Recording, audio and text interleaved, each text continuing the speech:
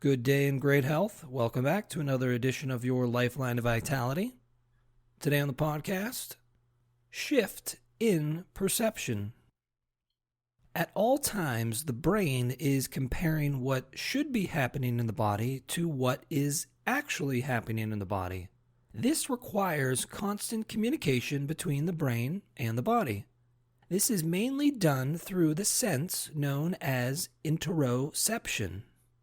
A nerve impulse is an electrochemical signal that propagates functional information from nerve cell to all other tissue cells.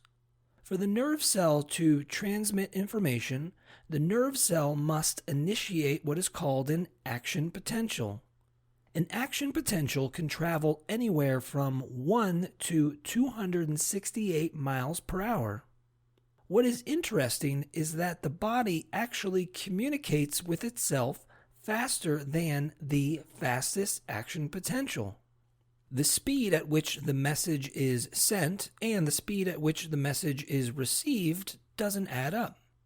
You would think the received message would be equal to or slower than the sent message due to the delay in transmission, but this is not so. Information is received faster than at which it is sent.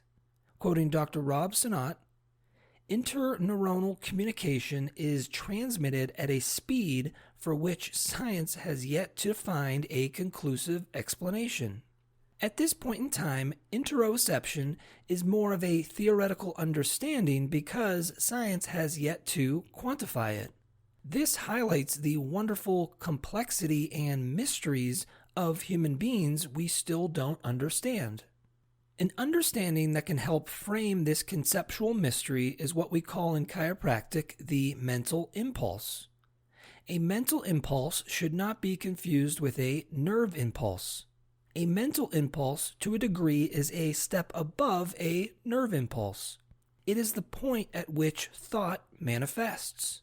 Referring to the chiropractic textbook by Dr. R.W. Stevenson, a mental impulse is a unit of mental force for a specific tissue cell for a specific occasion, a special message to a tissue cell for the present instant. It is not fully understood what mental impulses are. This is no reflection upon chiropractic, for engineers and electricians do not know what electricity is. Yet they know its laws and manifestations and are so able to make practical application of this knowledge. Each tissue cell requires specific impulses every moment. Since there are millions of cells, it takes millions of impulses for them every moment. There are new ones for every adaptive change.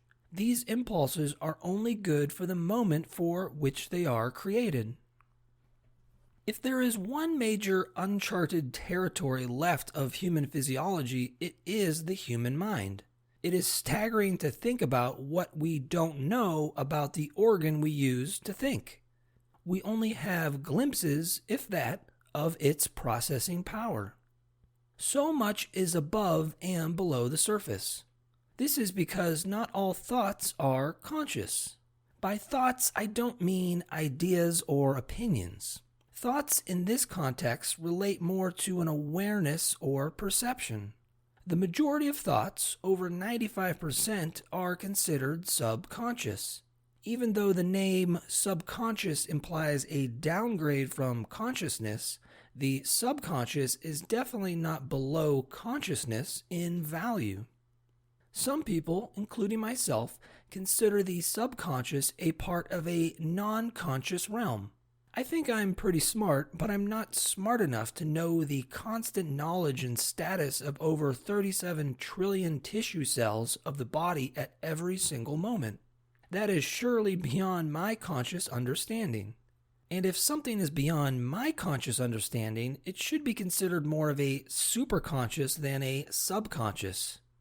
Concepts such as mental impulse and interoception fit into the superconscious category.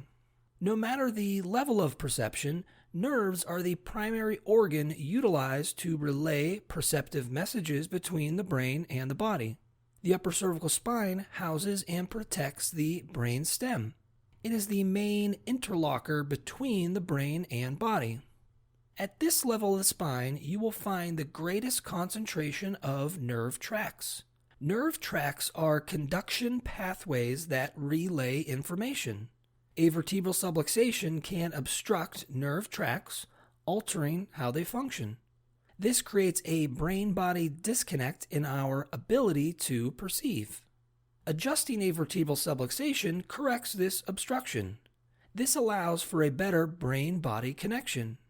The better the connection, the better the communication. The better the communication, the better the expression of that communication. This includes our ability to perceive.